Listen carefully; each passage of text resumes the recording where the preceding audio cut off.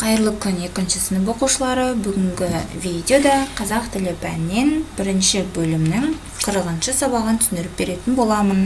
Видеоны көріп бастамас бұрын каналға тіркеліп, достарымызбен бөлісіп кетеміз.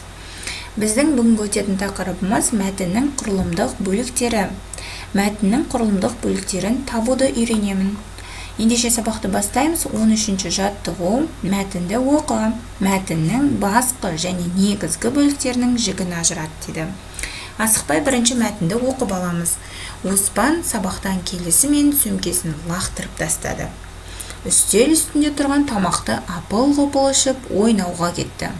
Ол кешке дейін доп қуып жүргенде үйдегі інісі Мұратты қарап отырған жоқ.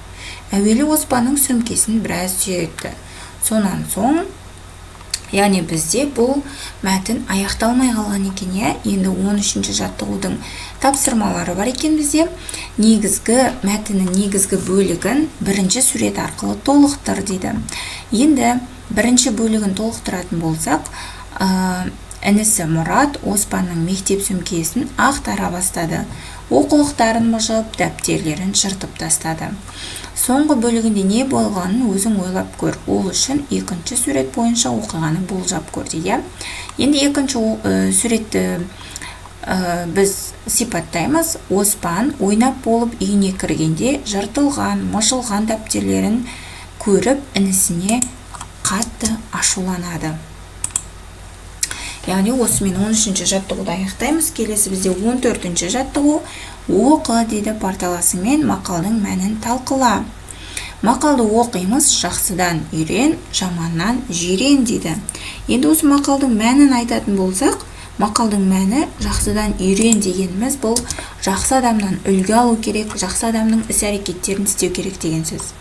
Ал жаманнан жирен деген жаман мінезді адамнан алыс болып, оның жаман қасиеттерін қайталамау керек екені мақалда айтылған екен.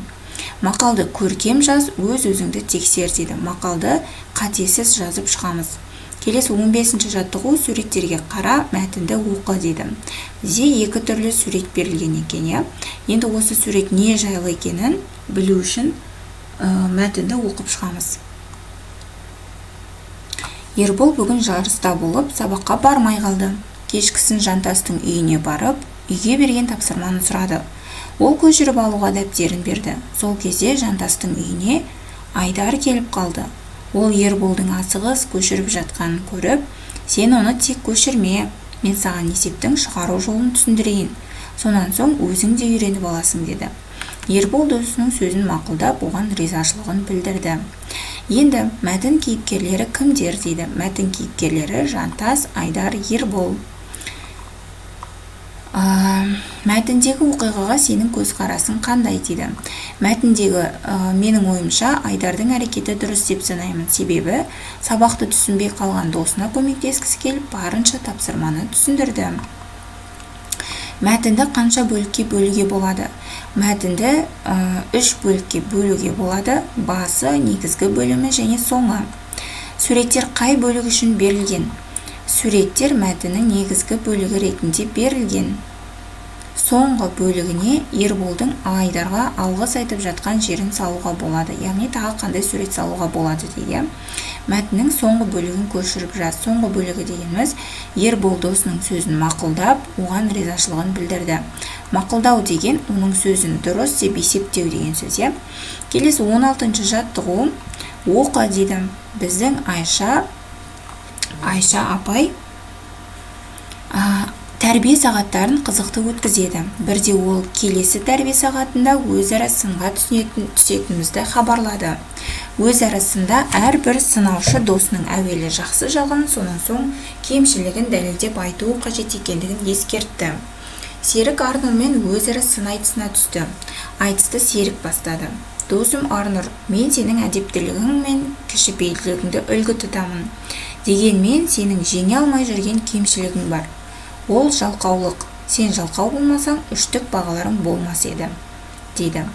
Енді мәтін неше бөліктен тұрады дейді. Мәтін бұл бізде 3 бөліктен тұрады. Басы, негізгі бөлімі және соңы. Енді аяқталмай қалған бөлігі қайсысы дейді. Аяқталмай қалған бөлігі ол негізгі бөлімнің жартысы және соңы аяқталмай қалған екен.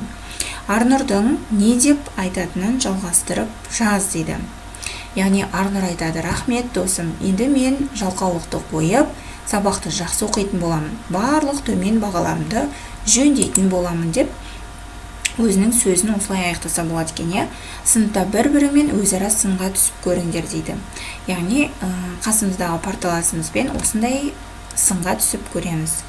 Оқушылар, осымен бүгінгі сабақ талдауымыз аяқталды. Келесі сабақта кездескенше сау болыңдар.